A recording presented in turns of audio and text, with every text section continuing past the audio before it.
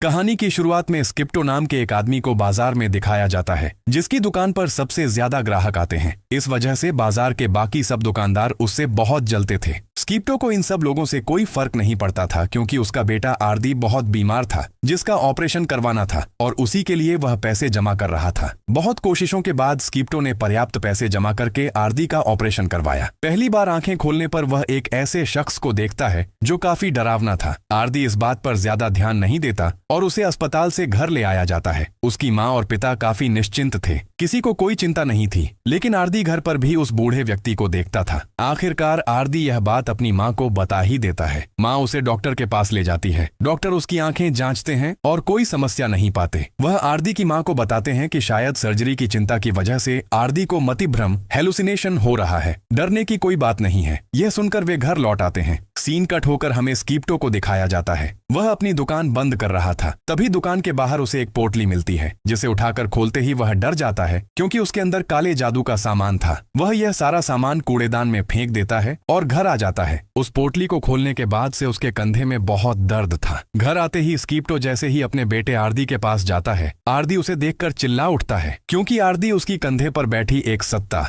डरावनी आत्मा को देख पा रहा था। यह सत्ता, यह डायन आरदी के अलावा कोई और नहीं देख सकता था। जब आरदी यह बात स्किप्टो को बताता है तो वह भी डर जाता है और स्किप्टो रुस्तम नाम के एक आदमी को घर बुलाता है। रुस्तम एक आध्यात्मिक व्यक्ति था जो ये सब चीजें देख सकता था। इस सत्ता को देखकर वह स्किप्टो को बताता है कि यह डायन तुम्हारे साथ बाजार से आई है और तुम पर बहुत खराब काला जादू किया गया है। स्किप्टो रुस्तम से पूछता है कि यह सब आरदी की आंखों को क्यों दिख रहा है। तब रुस्तम कहता है, नर्स, मुझे लगता है कि किसी वजह से आरदी की तीसरी आंख खुल गई है जिसकी वजह से वह इस तरह की सभी सत्ताएं देख पाता है। स्किप्टो नहीं चाहता था कि उसका बेटा आरदी इस तकलीफ में रहे, इसलिए रुस्तम कहता है, नॉट, मैं उसकी यह तीसरी आंख पूरी तरह बंद तो नहीं कर पाऊंगा, मगर हाँ, इतना कर सकता हूँ कि आज के बाद से वह केवल उन्हीं भूतों को देख पाएगा जो उसे खुद को दिखाना चाहेंगे। इस बात पर स्किप्टो राजी हो जाता है और रुस्तम उस पर अपना जादू करना शुरू कर देता है। बाद में रुस्तम सख्ती से स्किप्टो को कहता है कि आरदी कभी भी मार्केट ना जाए, और ऐसा क्यों कहा था यह कहानी में बाद में पता चलेगा। खैर, अब कहानी एक साथ 13 साल आगे बढ़ जाती है। आरदी बड़ा हो जाता है और हमें उनके पूरे परिवार को दिखाया जाता है जो काफी खुशी से जिंदगी गुजार रहे थे। उस दिन के बाद से उनके साथ ऐसी कोई घटना नहीं हुई थी। आज आरदी कॉलेज में दाखिला लेने जा रहा था और कॉलेज की फीस जमा करने का आज आखिरी दिन था। स्किप्टो उसे फीस नहीं देकर गया था, इसलिए उसकी माँ कहती है, ना जाओ, तुम मार्केट से जाकर ले आओ। और यह सुनते ही उसके चेहरे का रंग उड़ गया क्योंकि वह जानता था कि मार्केट में जाएगा तो उसे बहुत डरावनी चीजें दिखेंगी। उसकी माँ भी उसकी हालत जानती थी, इसलिए वह कहती है, आरदी देखो, तुम सीधा जाना, इधर उधर देखना भी नहीं, बस अपने पिता की दुकान पर जाकर उनसे पैसे लेकर घर चले आना। अपनी माँ की बात मानकर वह इधर उधर नहीं देखता, लेकिन मार्केट में कदम रखते ही खुद ब खुद उसके सामने कई भूत आ जाते हैं जिन्हें देखकर वह बहुत डर जाता है। खैर, आरदी आखिरकार अपने पिता के पास आने में कामयाब होता है। अपने पिता की दुकान के बाहर खड़े होकर वह अपने पिता और चाचा की आवाज सुनता है। उसका चाचा स्किप्टो से कहते हैं, इतना लालची मत बनो, जो कर रहे हो वह ठीक नहीं है। लेकिन स्किप्टो उनकी बात का कोई जवाब नहीं देता। उसका चाचा भी गुस्सा होकर बाहर निकल जाते हैं और स्किप्टो भी बाहर आकर आरदी को देख लेता है। स्किप्टो आरदी को पैसे देता है और पैसे लेकर आरदी वहां से चला आता है। रात में जब स्किप्टो अपनी दुकान बंद करने जा रहा था तभी उसे फिर से अपनी दुकान के बाहर एक पोटली मिलती है। इस बार भी वह पोटली कुछ सोचे समझे बिना खोल देता है, यानी पिछली बार वाली गलती फिर करता है। इस पोटली को खोलते ही वह डर जाता है क्योंकि इस बार इसमें बहुत ज्यादा काले जादू का सामान था, जिसका मतलब है कि जादू अब और ज्यादा ताकत से किया गया है। और इस पोटली को खोलने के बाद से ही स्किप्टो बहुत डरावनी शैतानी आवाजें सुनने लगा था, मानो उसके आसपास शैतानी आत्माएं घूम रही हों। किसी तरह वह अपनी गाड़ी में बैठकर वहां से चला आता है। रात में सोते समय वह डरावने सपने देखता है। वह सपने में एक बूढ़ी औरत को देखता है जो कह रही थी कि 7 समुंदर का जादू पूरा हो चुका है, इसलिए सुबांगी, तुम चली आओ। सुबांगी एक शैतान था जिसे उस औरत ने स्किप्टो और उसके परिवार को तबाह करने का काम दिया था। हम देखते हैं कि वह शैतान स्किप्टो के अंदर प्रवेश करता है। स्किप्टो का शरीर ऐंठने लगता है और उसे बहुत तकलीफ होती है। यह सिर्फ सपने में ही नहीं हो रहा था, बल्कि असल में भी ऐसा ही हो रहा था। वह दर्द से चिल्लाता है और उसकी चीख आरदी भी सुनता है। पास जाकर आरदी देखता है कि उसके पिता सो रहे हैं, लेकिन वह यह नहीं देख पाया कि उसके कमरे में एक शैतान भी था। सुबह का समय बिल्कुल नॉर्मल था। जब सब नाश्ता कर रहे थे तभी स्कीप्टो को खून की उल्टी शुरू हो जाती है। उस उल्टी के साथ कीड़े भी निकलते हैं। यह देखकर सब डर जाते हैं। उसे डॉक्टर के पास ले जाया जाता है। डॉक्टर उसकी बीमारी का कारण नहीं समझ पा रहे थे और सब चिंतित हो जाते हैं। स्कीप्टो को उसके दुकान के कर्मचारी आकर बताते हैं, आप पर काला जादू किया गया है, इसलिए आप ऐसे बीमार हैं। स्कीप्टो उनकी बात पर विश्वास नहीं करता और उन्हें वहां से चले जाने को कहता है। चूंकि स्कीप्टो बीमार पड़ गया था, इसलिए स्कीप्टो की पत्नी दुकान चलाने लगी और इस तरह घर अकेला हो गया। एक दिन आरदी का छोटा भाई जब घर आता है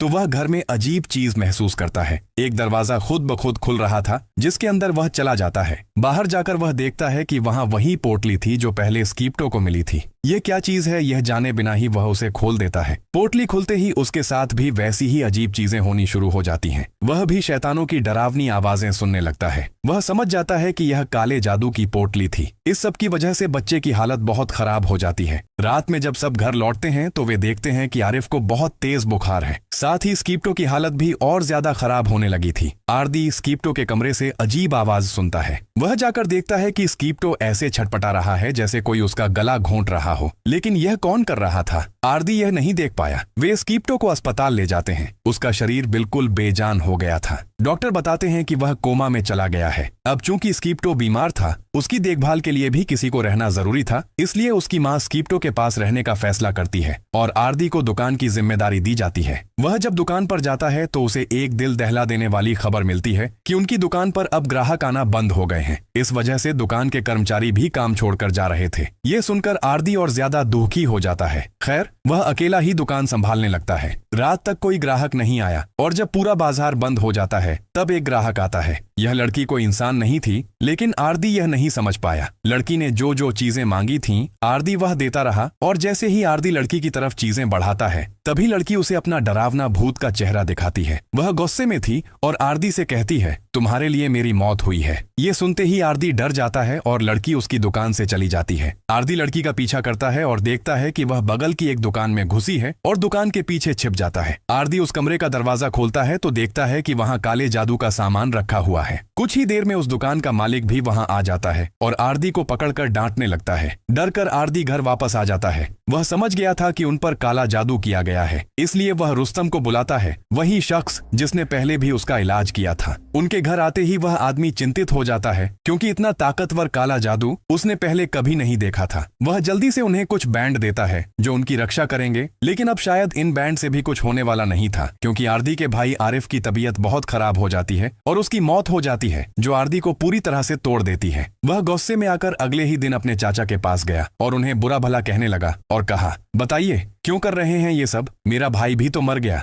अब क्या हम सबको मारना चाहते हैं? बंद कीजिए यह काला जादू। तब उसके चाचा उसे एक बहुत बड़ी सच्चाई बताते हैं। बेटा, काला जादू मैंने नहीं किया, बल्कि इसकी शुरुआत तुम्हारे पिता ने ही की थी। वह बताते हैं कि कुछ साल पहले जब तुम्हारे पिता के पास कोई नहीं था, मैंने ही तुम्हारे पिता को यह दुकान बनवा कर दी थी। उसने बहुत मेहनत की थी, उसी वजह से उसकी दुकान चलने लगी, लेकिन लोगों को यह सहन नहीं हुआ। यहाँ के बाजार का एक नियम है कि लोग अपने दुश्मन को खत्म करने के लिए काला जादू करते हैं और लोगों ने स्कीप्टो पर भी वैसा ही करना शुरू कर दिया। स्कीप्टो पहले कुछ नहीं समझ पाया। फिर मैंने स्कीप्टो को सारी कहानी बताई। स्कीप्टो ने पहले तो कुछ नहीं किया, लेकिन जब उसने देखा कि काले जादू का असर उसके परिवार पर पड़ने लगा है, तब वह गुस्सा हो गया और फैसला लिया कि वह काले जादू का जवाब काले जादू से ही देगा। वह एक जादूगरनी के पास गया था और उसके पास जाकर उसने अपने दुश्मनों पर काला जादू करवाया था, जिसके चलते उसके सारे दुश्मन खत्म हो गए और उसका धंधा फिर से चलने लगा। आखिरी बार उसने अपने आखिरी दुश्मन सीसक पर काला जादू करवाया था, जो उसका धंधा बंद करने के लिए उस पर छोटे मोटे जादू करता था। लेकिन तुम्हारे पिता ज्यादा गुस्से में आ गए थे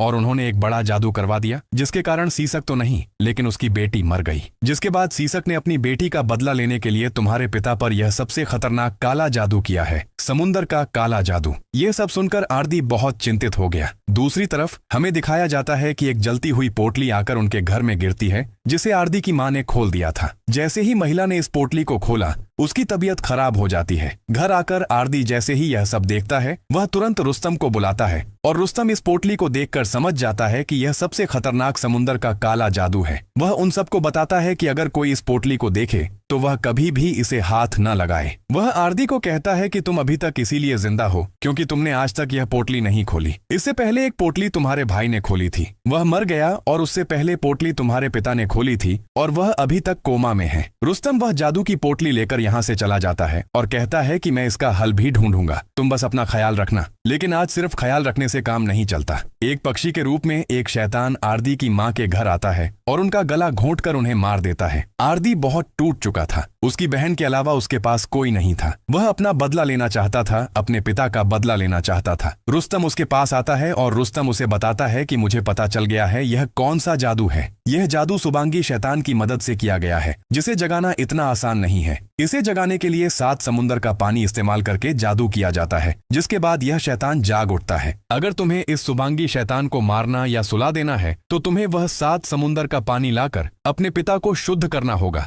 जिसके जरिए उस शैतान को जगाया गया है। यह काम इतना भी आसान नहीं था। उन्हें कैसे पता चलेगा कि समुंदर के किस हिस्से से पानी लिया गया है? यह जानने के लिए रुस्तम फैसला करता है कि इनकी तीसरी आंख भी खोल दी जाएगी। आरदी की तीसरी आंख पहले से ही काफी हद तक खुली थी। रुस्तम फैसला करता है कि उसकी बहन की भी तीसरी आंख खोल दी जाएगी ताकि उन्हें अपना मिशन पूरा करने में मदद मिले। आरदी और उसकी बहन अपनी यात्रा पर निकल पड़ते हैं। दूसरी तरफ हमें दिखाया जाता है कि रुस्तम स्कीप्टो का ख्याल रखने के लिए अपना जादू शुरू कर देता है ताकि कोई भी खराब या काला जादू स्कीप्टो पर असर न डाल सके। वे आखिरकार पहले समुंदर के पास पहुंच जाते हैं जहां एक छोटा मंदिर बना हुआ था। उन्हें यहां से सिर्फ पानी लेना है, लेकिन यहां मौजूद शैतानी आत्माएं उन्हें बहुत डराती हैं, पानी लेने नहीं देती। लेकिन स्कीप्टो की बहन उसे चकमा देकर आखिरकार वे यहां से पानी लेकर आगे बढ़ जाते हैं। उनकी खुली तीसरी आंख ही बाकी 6 समुंदर में बने मंदिर ढूंढने में मदद करती है और हर समुंदर पर पहुंचकर वे बहादुरी से शैतानी शक्तियों से लड़ते हैं और अपने पिता को बचाने के लिए पानी लाने में कामयाब होते हैं। लेकिन अभी भी एक बड़ा ट्विस्ट है, वे अपने पिता को बचा पाएंगे या नहीं, क्योंकि उन्हें घर पहुंचते पहुंचते पूरी रात लग जाती है। और यहाँ हमें सुबांगी शैतान को दिखाया जाता है जो उनके घर पहुंच गया है उनके पिता को मारने के लिए। सुबांगी को रोकने के लिए रुस्तम लगातार अपना जादू कर रहा था, जिसके चलते सुबांगी को थोड़ी तकलीफ हो रही थी। इसलिए सुबांगी स्कीप्टो को मारने से पहले रुस्तम को ही मारने की योजना बनाता है। यह अजीब डरावना सींगों वाला शैतान पहले रुस्तम पर ही हमला करके उसे मार डालता है और फिर घर में उसकी नजर आरदी के चाचा पर पड़ती है। यह शख्स भी कहीं उसका मिशन बर्बाद न कर दे, इसलिए सुबांगी इसे भी मारने का सोचता है। उसका गला पकड़कर अपने बड़े बड़े हाथों से वह घोंटकर उसे मार डालता है। और इसी के बीच हम देखते हैं कि बाहर आरदी की गाड़ी आ गई है। अंदर आते ही वह हैरान हो गया, क्योंकि वह अंदर आते ही रुस्तम और अपने चाचा की लाश देखता है। वह जल्दी से अपने पिता के पास गया। सुबांगी उनके पिता के पास पहुंचने से पहले ही वे जल्दी से पानी निकालकर अपने पिता को नहलाना शुरू कर देते हैं। लेकिन ठीक उसी समय सुबांगी यहाँ आकर हाजिर होता है उनका मिशन बर्बाद करने के लिए। वह उठकर सबसे पहले आरदी की बहन को यहाँ से दूर फेंक देता है और फिर आरदी पर भी हमला करता है। 6 समुंदर का पानी वे पहले ही अपने पिता पर डाल चुके थे और 7वां पानी उन्हें अब डालना है। शैतान भी जानता था कि अगर 7वां पानी उन्होंने डाल दिया तो उसका मिशन खत्म हो जाएगा और शायद वह भी खत्म हो जाएगा। इसलिए वह पूरी कोशिश करता है कि आरदी यह पानी स्कीप्टो पर न डाल पाए। वह आरदी को मारने के लिए उसे ही पकड़ लेता है और यहाँ आकर आरदी अपनी अक्ल का इस्तेमाल करता है और पानी दीवार की तरफ फेंक देता है। दीवार से टकराकर यह पानी स्कीप्टो पर गिर जाता है और आखिरकार यह जादू टूट जाता है। वह शैतान स्कीप्टो को छोड़ देता है। यहाँ तेज रोशनी दिखाई देती है और ऐसा लगता है जैसे वह शैतान खत्म हो गया है। यह काला जादू खत्म होते ही स्कीप्टो तो ठीक हो गया था, लेकिन अब सवाल था कि सुबांगी कहाँ गया। हम देखते हैं कि वह शख्स सीसक जिसने स्कीप्टो पर यह जादू करवाया था, वह अपनी दुकान पर जाकर देखता है कि मोमबत्ती बुझ गई है। वह जल्दी से डरकर अपनी जादूगरनी के पास गया। जादूगरनी भी बहुत घबराई हुई थी और कोई जादू की तैयारी कर रही थी। वह सीसक को बताती है कि अगर सुबांगी अपना मिशन पूरा नहीं कर पाता तो वह आकर उन्हें ही मार डालता है जिन्होंने उसे जगाया है। स्कीप्टो के बच्चों ने उस जादू का तोड़ ढूंढ लिया था। सुबांगी अपना काम पूरा नहीं कर पाया है